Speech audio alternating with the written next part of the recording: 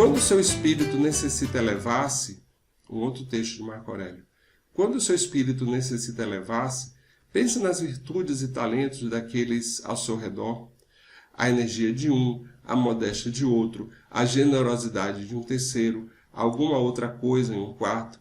Nada é tão inspirador ou exalta espiritual ou emocionalmente como a visão dessas esplêndidas qualidades em nossos amigos. Mantenha-as sempre em mente.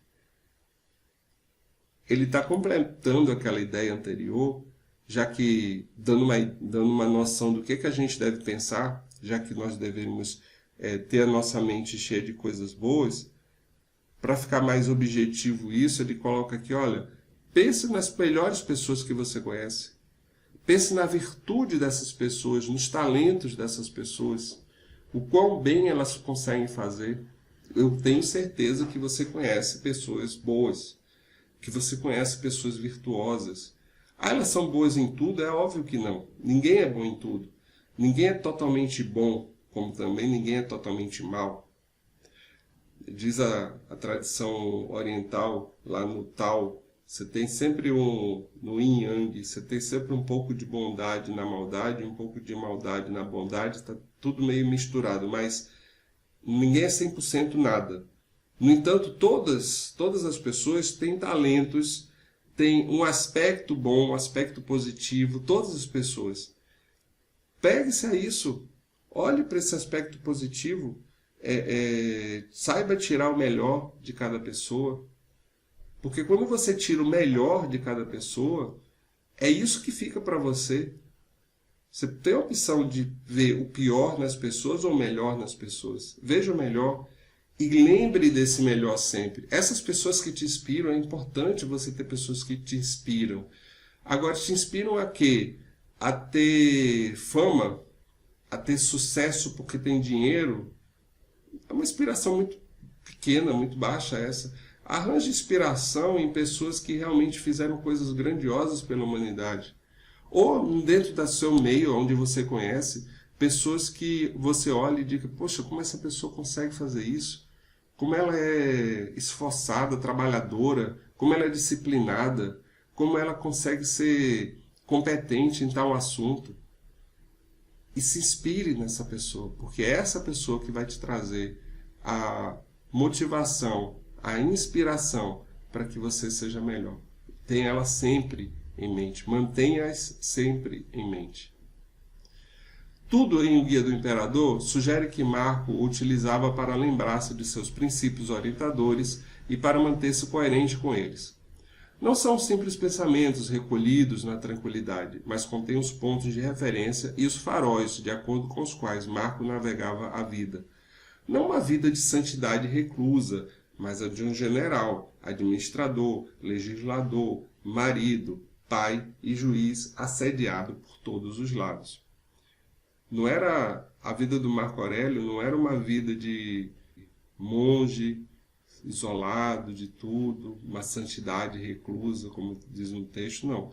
Ele tinha uma vida, não dá para dizer que era normal, porque assim, todos nós somos imperadores, mas era uma vida até pior na prática do que a nossa, muito, porque ele tinha que lidar com todo o povo, com todo o seu exército, com as questões que a gente tem que lidar como marido, esposa, filhos, mas também tinha que ser juiz de todo mundo procurava ele. Ao redor dele havia muitas pessoas tentando traí-lo, muita gente tentando passar ele para trás, derrubá-lo, como acontece na história de muitos imperadores romanos. E ele tinha que saber lidar com tudo isso. E ainda lidando com tudo isso, mantinha uma mente extremamente simples e objetiva. Por essa razão, intitulamos suas observações como um guia e tomamos a liberdade permitida para uma tradução moderna de um texto antigo com o intuito de realçar alguns dos aforismos mais memoráveis e inteligentes de Marco. Por isso que eu gosto muito dessa tradução. Existem outras, vocês também podem adquirir, ler, vão também tirar um bom conteúdo, mas eu gosto dessa tradução, essa aqui, o Guia do Imperador, dos Scotts, do C. Scott Higgs e do David Higgs, porque é muito simples. e traz uma linguagem muito moderna, muito fácil da gente entender. Como milhares de outras pessoas de língua inglesa que são razoavelmente bem educadas, o livro foi escrito originalmente em língua inglesa, tivemos prazer ao ler Marco com o passar dos anos e nos maravilhamos com a capacidade de alguém tão distanciado de nós em relação à linguagem, época, cultura, credo e a posição na vida, conhecer tanto a nosso respeito e nos oferecer conselhos pertinentes. Ao mesmo tempo, surpreendemos-nos com a inabilidade de seus tradutores ingleses e conhecíamos o grego o suficiente para saber que o grego de Marco não era tão ruim, embora muitos afirmassem o contrário. Aqui os autores estão se colocando algumas explicações, mas eu acho interessante quando ele diz que Marco Aurélio eles se maravilhavam com a capacidade de uma pessoa tão longe de nós, tão distante, distante no tempo, distante das condições, porque, como eu disse, nenhum de nós é imperador de um império, mas ainda assim ele fala como se nos conhecesse. Ele não está falando para nós, ele está falando para ele, porque o que ele escreveu não era para nós, era para ele. Exatamente por isso que ele fala como se nos conhecesse, porque como ele conhecia a si próprio, ele conhecia todos os seres humanos. Porque, embora seja você imperador, dono de uma empresa, funcionário dessa empresa, qualquer que seja a sua situação, você tem sentimentos humanos, como Marco Aurélio tinha. Você tem dúvidas humanas, como Marco Aurélio tinha. Você tem a capacidade de se superar como humano, como Marco Aurélio tinha. Todos nós temos isso. Por isso que ele fala como se fosse um conhecido nosso. Porque ele está falando da sua alma, da alma dele, para a sua alma, a sua. E isso não há nesse contato de alma com alma problema de linguagem. Todos nós nos entendemos quando falamos do fundo do nosso coração.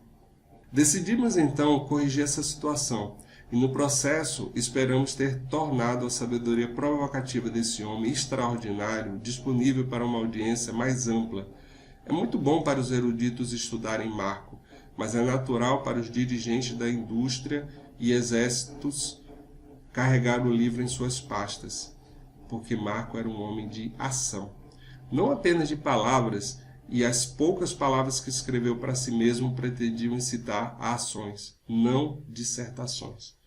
Marco Aurélio era alguém de ação, não de conversa. Ele não estava preocupado em conversar com outros, ele estava querendo falar consigo mesmo e agir. As ideias levavam à ação. E assim nós paramos aqui um pouco a nossa leitura. E a gente vai continuar na próxima aula. Eu espero encontrar vocês em breve, nessa próxima aula, onde a gente vai entender, então, se essas ideias, esses pensamentos levam à ação, que tipo de ação que nós devemos ter? E mais importante do que isso, quem é responsável pela sua vida? Quem é que determina o sucesso ou insucesso da sua vida? Essa resposta a gente vai ter ainda dentro da introdução na nossa continuação da leitura. Espero vocês!